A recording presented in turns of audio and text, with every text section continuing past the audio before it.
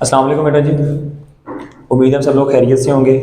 बेटे आज हमारे पास 10th क्लास का चैप्टर नंबर 14 है, जो बेटे हमारे पास इन्वायरमेंटल केमिस्ट्री से बिलोंग करता है।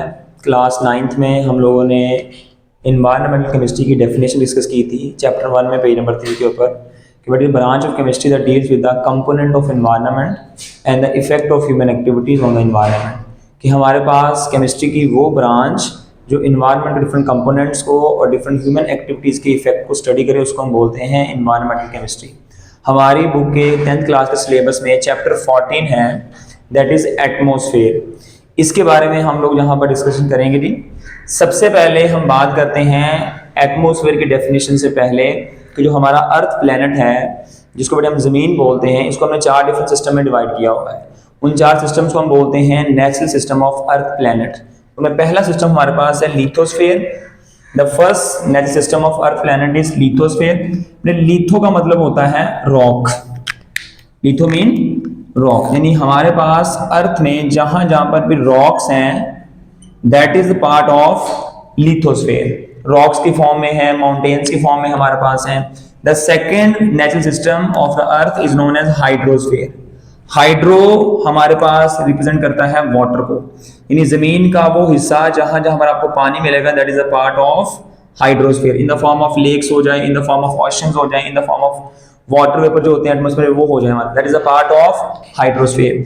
The third system of earth planet is known as biosphere, and bio represents a life, यानी जमीन पर हर वो जगह जहां पर कोई भी जिंदा जानवर हमें मिलेगा, that is a part of biosphere. और इसकी डेफिनेशन आप लोगों ने क्लास 9th बायोलॉजी चैप्टर 1 में पढ़ी हुई है। नेक्स्ट हमारे पास नंबर 4 है जी एटमॉस्फेयर। अगर हम बात करें एटमॉस्फेयर की, तो एटमॉस्फेयर बेसिकली लफ्ज निकला हुआ है एटमो से। एटमो का मतलब होता है वेपर, यानी ऐसी चीज जो हमारे पास वेपर की फॉर्म में हो।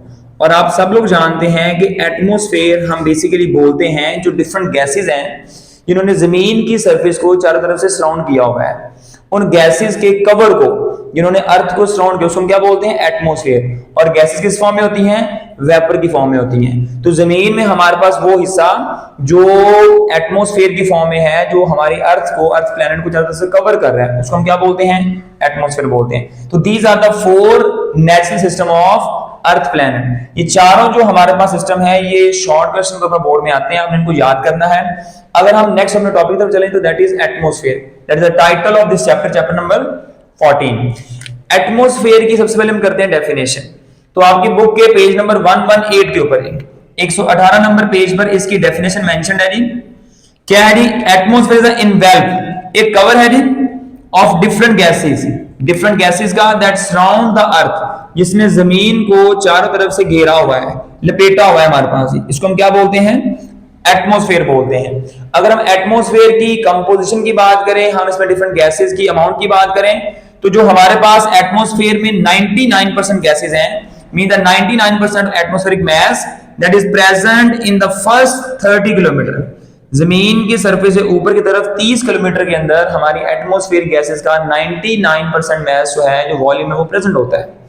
अगर हम बात करें फर्स्ट 11 किलोमीटर की, तो हमारे अर्थ सरफेस से, जमीन की सरफेस से अपवर्ड 11 किलोमीटर के अंदर हमारी एटमॉस्फेयर की गैसेस का 75% जो परसेंटेज जो है वो प्रेजेंट है।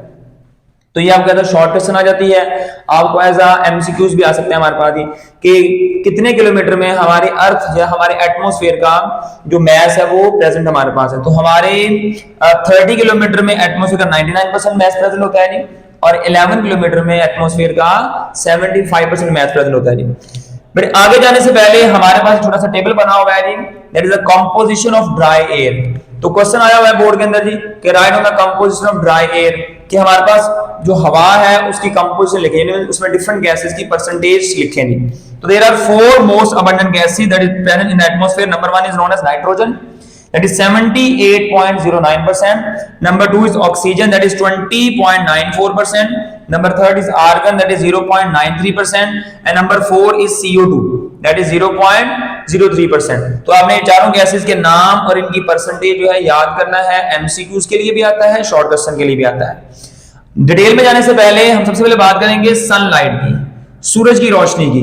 जो बेटे सूरज से हमारे पास रोशनी आती है रेडिएशंस की फॉर्म में, शॉ की फॉर्म में, उसमें जितनी भी रेडिएशंस हैं उनको हम 8 डिफरेंट पार्ट्स में डिवाइड करते हैं। उन हर हम हिस्से को बोलते हैं एक रीजन बोलते हैं।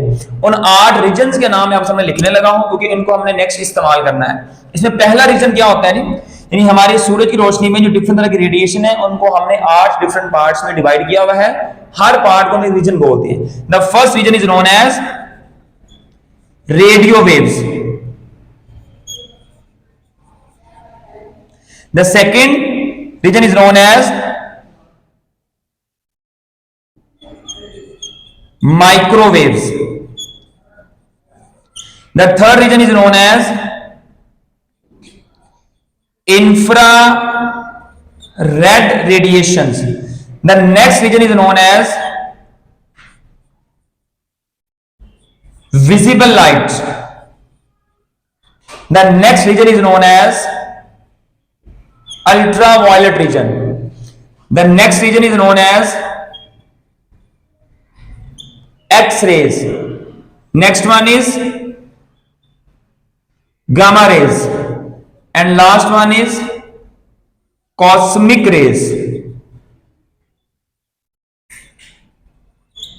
यानी हमारे पास सूरज से जितनी भी शुआएं आती हैं उनमें ये 8 तरह की रेडिएशंस होती हैं। पहले वाली radio waves, then microwaves, infrared radiation shortly known as IR radiation, visible light, जो बेटे हमें सूरज की रोशनी में से जो हिस्सा नजर आता है उसको हम क्या बोलते हैं, विजिबल लाइट बोलते हैं। नेक्स्ट हमारे पास UV region, ultraviolet region, X rays, gamma rays और कॉस्मिक रेज। इन सब के बारे में हमने पढ़ा हुआ है। रेडियो वेव्स के बारे में पढ़ा हुआ कि रेडियो में इस्तेमाल होती है कम्युनिकेशन के लिए। फिजिक्स का चैप्टर नंबर 17 आपके पास है, आईसीटी वाला जी। माइक्रोवेव्स बेटे पढ़ा हुआ है आपने, माइक्रोवेव ओवन में चीजों को गर्म करने के लिए, बेटे हीटअप करने के लिए। आईआर रेडिएशन पढ़ा हुआ है हमारे पास, जब सूर्य की रोशनी जमीन तक आती है और जमीन उसमें से कुछ एनर्जी को एब्जॉर्ब करके रेस्ट ऑफ एनर्जी जो है वो वापस रिफ्लेक्ट कर देती है toward the space in the form of IR radiation. Visible light, सूर्य की रोशनी का वो जो हमें नजर आता है जी। अल्ट्रावायलेट रेडिएशन, वो रेडिएशन जो ओजोन हमारे पास एब्जॉर्ब करके जमीन पर डिफरेंट तरह के ऑर्गेनिज्म को डिफरेंट तरह के हार्म से बचाती है। एक्स रेज, वो रेज जो एक्सरे करने के लिए इस्तेमाल होती हैं। गामा रेज, वो रेज हमारे पास जो इस्तेमाल होती है कैंसर की ट्रीटमेंट के लिए। और बेटा जी चैप्टर नंबर 18 है फिजिक्स का, उसमें पढ़ा हुआ है व्हाट आर कॉस्मिक रेज। तो ये 8 तरह की रेज हैं जो हमारी सूर्य की रोशनी में होती हैं। अब इनमें से हमने देखना है विजिबल लाइट को, आईआर रेडिएशन को और यूवी रेडिएशन को, जिसको हमने सेपरेट में बार बार पढ़ना है। हम चलते हैं आपके बुक के नेक्स्ट पेज नंबर 118 ही चल रहा है हमारे पास में एक बॉक्स बना हुआ है डू यू नो वाला जी। उसमें लिखा हुआ है कि सनलाइट में ऐसी रेडिएशन होती हैं विच हैव शॉर्टर वेवलेंथ। सूरज की रोशनी में वो शुआएं हैं जिनकी वेवलेंथ छोटी होती है। अब आपने पढ़ा होगा फिजिक्स चैप्टर नंबर 1 के में 10th क्लास में कि जो वेवलेंथ है उसका एनर्जी से इनवर्स रिलेशन हमारे पास है कि अगर किसी भी रेडिएशन की वेवलेंथ छोटी होगी, शॉर्ट होगी, उसकी एनर्जी ज्यादा होगी हमारे पास। तो क्या कह रहा है जी कि सनलाइट में ऐसी रेडिएशंस हैं जिनकी वेवलेंथ शॉर्ट होती है, यानी हमारे पास उनकी एनर्जी क्या होगी, हाई होगी थी।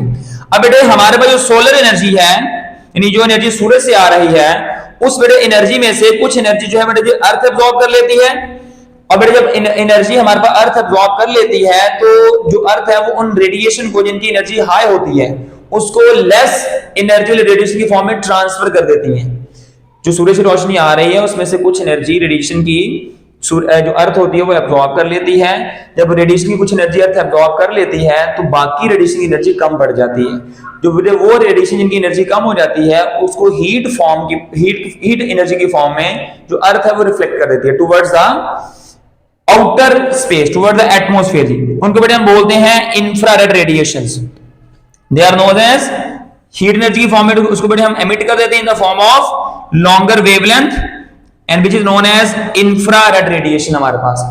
तो ये बड़े हमारे पास वो एनर्जी है सूरज की जो जमीन तक आ रही है, जमीन उसको एब्जॉर्ब करती है और उसको रिफ्लेक्ट करती है इन the form of heat energy. अगर हम बात करें जी कि सूरज की रोशनी में जितनी भी रेडिएशन है कि वो सारी की सारी एब्जॉर्ब होती हैं, ऐसा नहीं है बड़े। सोलर एनर्जी में से 32% जो हमारे पास रेडिएशंस हैं वो रिफ्लेक्ट हो जाती है, आती हैं, टकरा के वापस चली जाती है। तो इस 32% रिफ्लेक्शन में से 6% लाइट रिफ्लेक्ट कौन करता है, अर्थ सरफेस, और 26% जो लाइट की रिफ्लेक्शन है यानी लाइट के रेडिएशन का आना, आगे टकरा के वापस चले जाना, वो बेटे कौन करता है, एटमॉस्फेयर में जो क्लाउड्स करते हैं, एटमॉस्फेरिक गैसेस करती हैं और डस्ट पार्टिकल करते हैं। Means out of 32% reflection of sunlight 6% reflection is done by earth surface and 26% reflection is done by clouds, gases and the dust particle in the atmosphere. 18% of sunlight is absorbed by the atmospheric gases.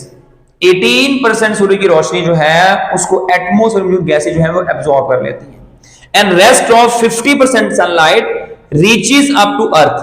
जो बाकी हमारे पास 50% light बचती है वो जमीन तक पहुंचती है. इसमें से कुछ हमारे पास एनर्जी जमीन एब्जॉर्ब कर लेती है, तो जितनी एनर्जी जमीन एब्जॉर्ब कर लेगी बाद में जो रेडिएशन बचेगी उनकी एनर्जी होती है कम. तो वो जो एनर्जी कम वाली रेडिएशन है जिनको हम बोल रहे हैं हीट एनर्जी, वो हमारे पास जमीन से वापस आती है आउटर स्पेस की तरफ, जिनको हम बोलते हैं इंफ्रारेड रेडिएशंस. और हमने इसको पढ़ा था कि जब हमारे पास सूरज की रोशनी जमीन में आके एब्जॉर्ब होती है और जो जमीन होती है वो उन रेडिएशंस को हीट एनर्जी की फॉर्म में एमिट करती है, तो वापस जाते हुए वो रेडिएशन कौन एब्जॉर्ब करता है? कार्बन डाइऑक्साइड और water vapour in the atmosphere. Atmosphere में जो कार्बन डाइऑक्साइड गैस है और वाटर वेपर्स हैं वो हमारे पास आउटगोइंग हीट एनर्जी या आईआर रेडिएशन को एब्जॉर्ब करके एटमॉस्फेयर के टेंपरेचर को मेंटेन करते हैं.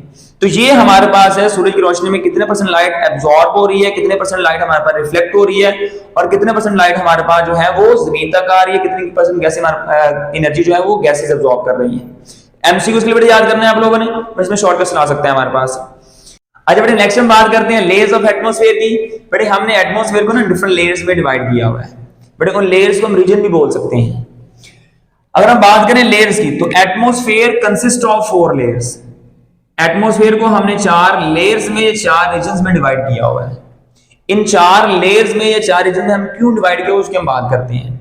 जैसे बेटे हम बात करते हैं ना जमीन से अपवर्ड जाने की टुवर्ड एल्टीट्यूड, तो टुवर्ड एल्टीट्यूड जाते हुए हमारे एटमॉस्फेयर में जो गैसेस की कॉन्सेंट्रेशन वो कम होती है, यानी जमीन के पास गैसेस की अमाउंट ज्यादा है, जमीन से दूर जाने पर गैसेस की कॉन्सेंट्रेशन डिक्रीज हो जाती है. जब गैस की कॉन्सेंट्रेशन डिक्रीज हो जाएगी तो हमने कहा था गैस का यानी एटमॉस्फेयर का प्रेशर भी डिक्रीज हो जाएगा. अगर आपको याद हो चैप्टर 5 पढ़ा था क्लास 9th का बायोलॉजी का, सॉरी केमिस्ट्री का, बट पेज नंबर 77 हमने पढ़ा था स्टैंडर्ड एटमॉस्फेरिक प्रेशर. तो वहां हमने पढ़ा था कि वो प्रेशर जो एटमॉस्फेयर एक्सर्ट करता है उसको हम बोलते हैं standard atmospheric pressure. Same topic आपने पढ़ा था 9th फिजिक्स चैप्टर नंबर 7 में कि वो प्रेशर जो एटमॉस्फेयर से मुराद the gases present in the atmosphere, उसको हम बोलते हैं एटमॉस्फेरिक प्रेशर.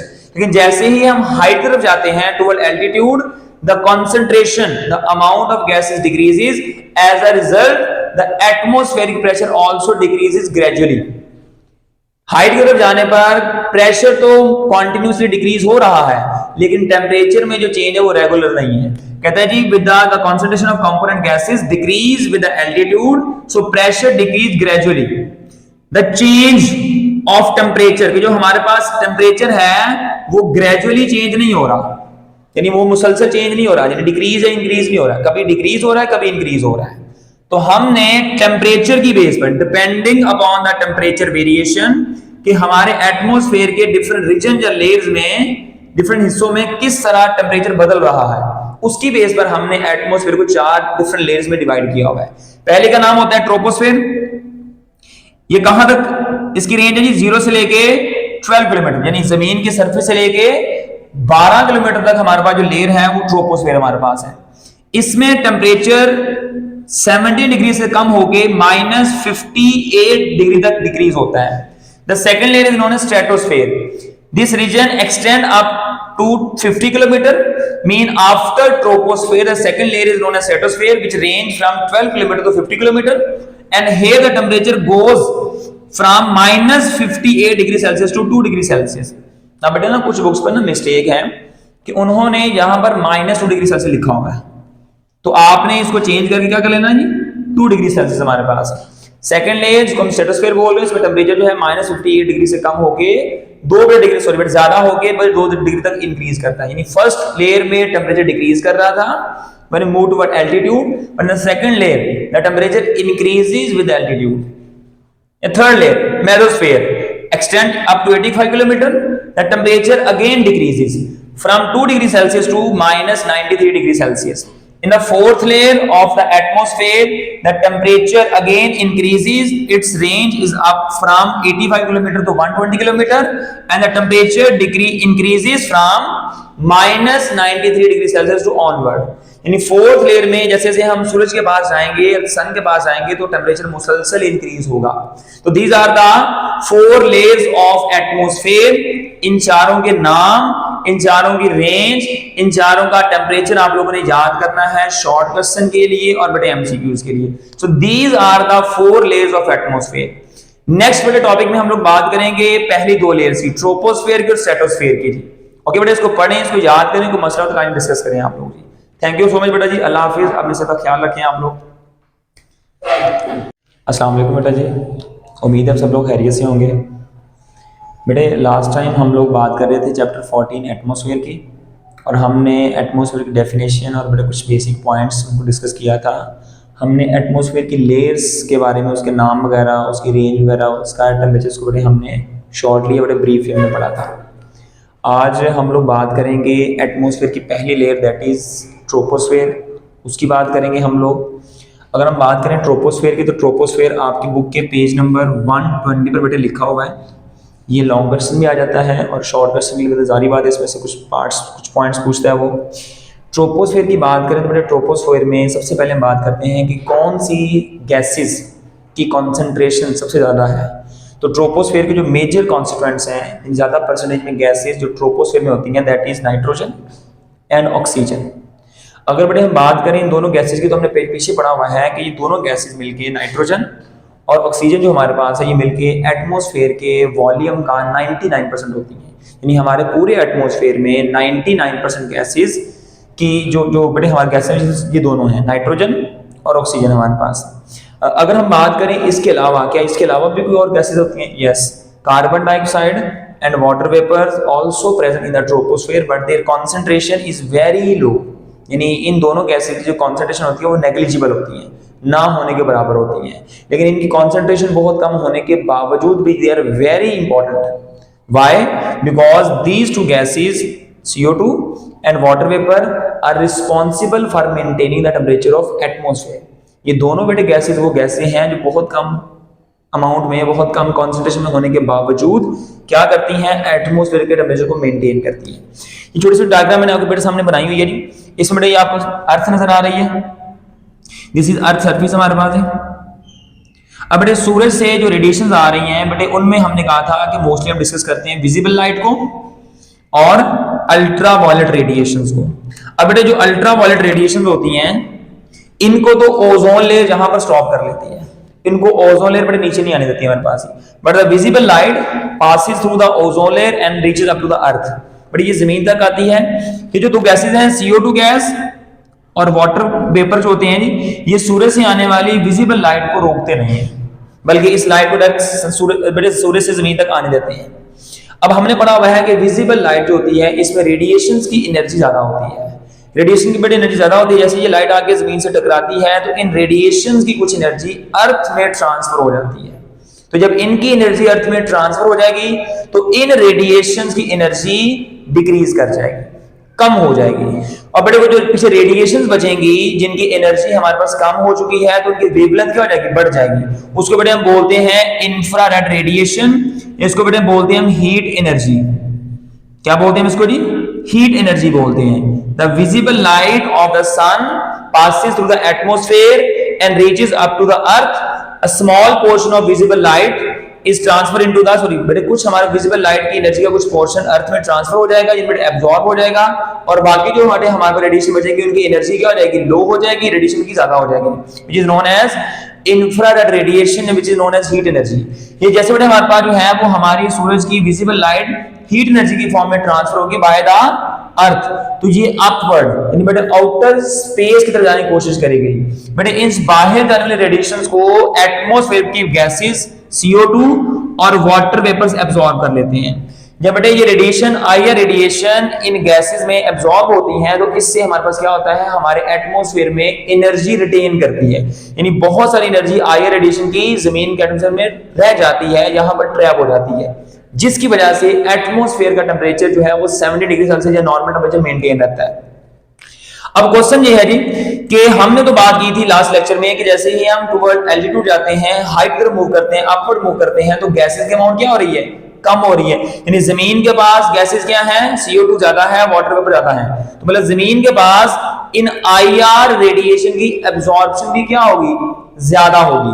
तो जमीन के पास IR रेडिएशन की एब्जॉर्प्शन होने से जमीन के पास टेम्परेचर भी क्या होगा, ज्यादा होगा। But when we move toward the height, toward the altitude upward, इन गैसेस की अमाउंट कम हो रही है। इन जैसे बड़े हम 1 किलोमीटर ऊपर जाएंगे, 2 किलोमीटर ऊपर जाएंगे, तो इन गैसेस की अमाउंट हो जाएगी कम। वहां पर इंफ्रा रेडिएशन एब्जॉर्ब तो होंगी लेकिन कम होंगी, इसलिए हाइट पर जाने से रेडिएशन की एब्जॉर्प्शन कम होने से आहिस्ता आहिस्ता टेम्परेचर भी डिक्रीज होता है। तो यही वजह है, आपके एक्सेल में क्वेश्चन लिखा हुआ है चैप्टर नंबर 14 की, कि describe the phenomena of decreasing temperature in troposphere, कि ट्रोपोस्फेयर में टेम्परेचर डिक्रीज कैसे होता है। तो उसकी वजह हमारे पास क्या है जी, कि द कॉन्सेंट्रेशन ऑफ गैसेस, कौन सी गैसेस, CO2 और water vapour, which is responsible for maintaining the temperature of atmosphere. In gases की जो कॉन्सेंट्रेशन, जो अमाउंट है, वो अपवर्ड मूव करते हुए डिक्रीज होती है। यानी जमीन के पास इन गैसेस की अमाउंट ज्यादा है, जमीन से ऊपर जाने पर इन गैसेस की अमाउंट कम हो जाती है।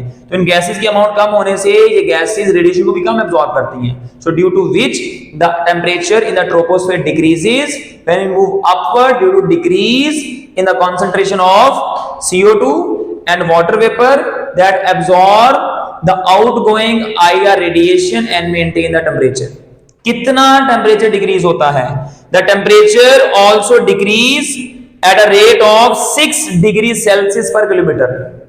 यानी हमारे पास 1 किलोमीटर ऊपर जाने पर टेम्परेचर में 6 डिग्री का डिक्रीज होता है।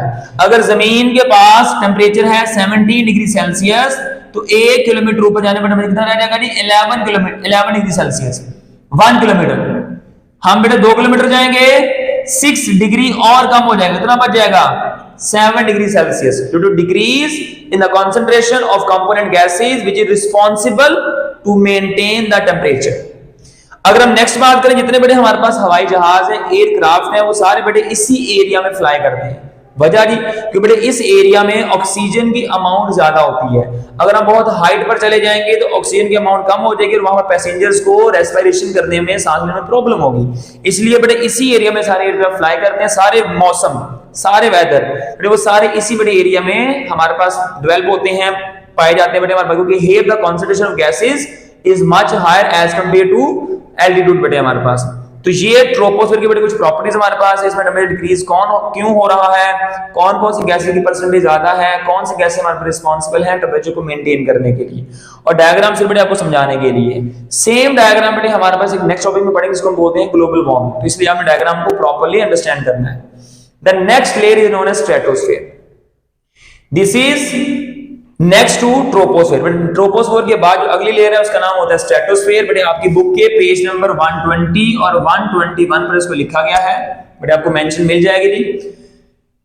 इसकी हाइट कितनी होती है, 50 किलोमीटर, और बेटे इस रीजन में, इस लेयर में temperature decrease from -58 degree Celsius to 2 degree Celsius. इस रीजन में हमने कहा था कि पहली लेयर में टेम्परेचर डिक्रीज हो रहा है, सेकेंड लेयर में टेम्परेचर इंक्रीज हो रहा है। कहता है कि क्या वजह है कि पहली लेयर में टेम्परेचर कम हो रहा है, अगली लेयर में टेम्परेचर ज्यादा हो रहा है। तो पहली लेयर हमने बात कर ली कि the gases in the troposphere responsible to maintain the temperature. Gases की अमाउंट कम हो रही है, टेम्परेचर भी कम हो रहा है। So what is the reason behind the increase of temperature in stratosphere. Stratosphere में टेम्परेचर इंक्रीज होने की क्या वजह है? कहता है कि प्रेजेंस ऑफ ओजोन, ओजोन का होना। ओजोन आपने पढ़ा हुआ है, ओजोन O3 इसका फॉर्मूला होता है, and it is an allotropic form of oxygen. Oxygen की एलोट्रोपिक फॉर्म होती है। एलोट्रोप्स क्या होते हैं, इसको आपने क्लास 9th में चैप्टर 5 में पेज 90 पर आप लोग डिस्कस किया था, इसको पढ़ा था हम लोगों ने एज अ लॉन्ग क्वेश्चन। सो जो ओजोन है इसका पाया जाना कहां पर, स्ट्रेटोस्फेयर के अंदर। किसकी वजह बनता है, टेम्परेचर के -58 डिग्री से ज्यादा होके 2 डिग्री तक बेटे इंक्रीज होने में। कैसे? कहता जी बेटे हमारे पास इस रीजन में हमारे पास जो टेम्परेचर है वो इंक्रीज हो रहा है when we move toward the height, when we move toward the altitude. इसको समझने के लिए हम स्ट्रेटोस्फीयर को 3 लेयर में डिवाइड कर लेते हैं, 3 हिस्सों में डिवाइड कर लेते हैं। बट ये सिंपल डायग्राम मैंने आपके लिए बनाई हुई है जी, कि जो हमारे पास स्ट्रेटोस्फीयर है वो 12 किलोमीटर शुरू होती है and extend up to 50 kilometre. The lower part is known as lower, L for lower, S for strato, S for sphere. Lower stratosphere, mid stratosphere and upper stratosphere बेटे हमारे पास। हम सब लोग जानते हैं कि जो ओजोन लेयर है it is present in the mid of stratosphere which is about 25 kilometre to 30 kilometre from the earth surface. सबसे पहले हम बात करते हैं अपर लेयर ऑफ स्ट्रेटोस्फेयर की। In the upper layer of stratosphere बेटे हमारे पास स्ट्रेटोस्फेयर का जो ऊपर वाला हिस्सा है, जो अपर लेयर है, उसमें सूरज से आने वाली high energy ultra violet radiation होती है।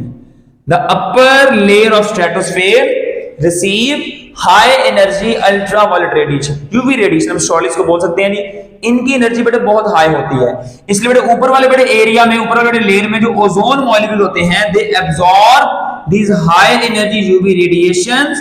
so बेटे हाई एनर्जी रेडिएशन की वजह से ओजोन के मॉलिक्यूल्स टूटते हैं और O2 गैस, ऑक्सीजन गैस और बेटे ऑक्सीजन एटम में तब्दील हो जाते हैं due to absorption of high energy ultra violet radiation. तो बेटे अपर लेयर में हाई एनर्जी रेडिएशंस के आने की वजह से यहां पर टेंपरेचर बहुत हाई होता है।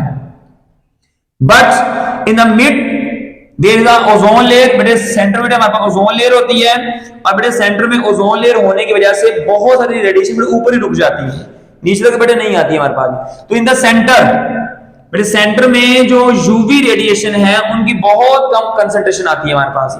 इन the centre, in the mid stratosphere less ultraviolet light passes.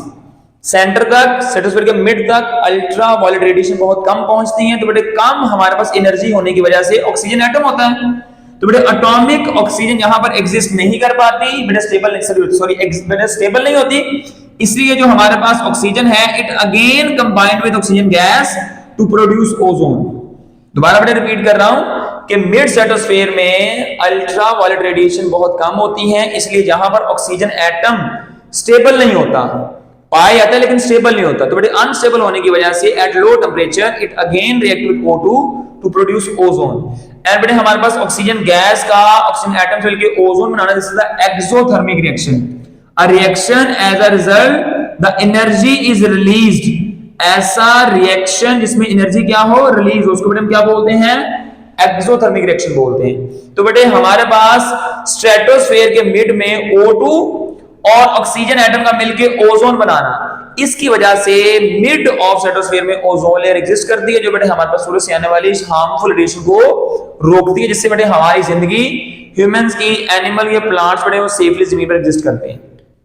तो ozone layer exist, ozone layer बेटे क्यों पाई जाती है, due to formation of ozone in the mid stratosphere. बेटे हमारे पास अक्सर क्वेश्चन आता है कि where does ozone layer exist, ozone layer कहां पाई जाती है। तो ozone layer exist in the mid of stratosphere which is formed by the association by the combination of oxygen molecule with oxygen atom. This is the exothermic reaction and this ozone layer is beneficial for humankind, for all type of organism on the earth, because why, because it stops, it prevent the high energy UV radiation to reaches up to earth। कि हमारे पास high energy ultra violet radiation जो हमारे लिए नुकसान है उनको जमीन तक आने से रोकती है। This is the benefit of ozone and ozone layers. अगर बेटे बात करें लोअर लेयर की, तो जो कि बेटे सेंटर में ओजोन है बेटे ये हमारे पास हाई एनर्जी रेडिएशन को रोक लेती है, इसलिए इस लेयर में अल्ट्रा वायलेट रेडिएशन बहुत कम आती है या बिल्कुल नहीं आती। तो बेटे अल्ट्रा वायलेट रेडिएशन के यहां पर कम आने की वजह से यहां पर टेंपरेचर बहुत कम होता है और लो टेंपरेचर पर ऑक्सीजन एटम एग्जिस्ट नहीं करता। तो यहां पर ऑक्सीजन एटम नहीं होगा, वहां ओजोन भी नहीं बन पाएगी। So because there is no ozone in the lower layer of stratosphere, that is why here the temperature is very लो।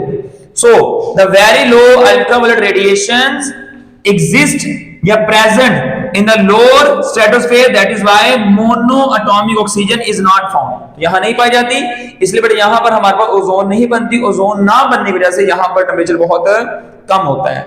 तो हमने बेटे डिस्कस किया कि स्ट्रेटोस्फेयर के अंदर जो बेसिकली ओजोन लेयर है उसके यूवी रेडिएशन को एब्जॉर्ब करने की वजह से इस रीजन में, इस लेयर में, इस हिस्से में एटमॉस्फेयर के टेंपरेचर राइज करता है with the increase of height या विद द एल्टीट्यूड हमारे पास। तो बेटे बेसिकली ये टॉपिक बड़ा इंपॉर्टेंट है, इसमें हमने ओजोन को स्पेशली याद करना है। बाकी बेटे एमसीक्यूज वगैरह हैं, ओजोन की हाइट कितनी है, ये कहाँ पाई जाती है, इसका फॉर्मूला क्या है, अपर रीजन को हम बोलते हैं ओजोन डीकंपोजिशन रीजन, बेटे हमारे पास सेंटर को बेटे बोलते हैं ओजोन फॉर्मेशन रीजन, हमारे पास ओजोन कहाँ टूटती है, ओजोन कहाँ बनती है, इन पॉइंट्स को हमने देखना है। और बेटे अगर इसमें कोई इशू हो तो काइंडली हमने पूछ लेना है। थैंक यू सो मच, अपने से का ख्याल रखें, अल्लाह हाफिज।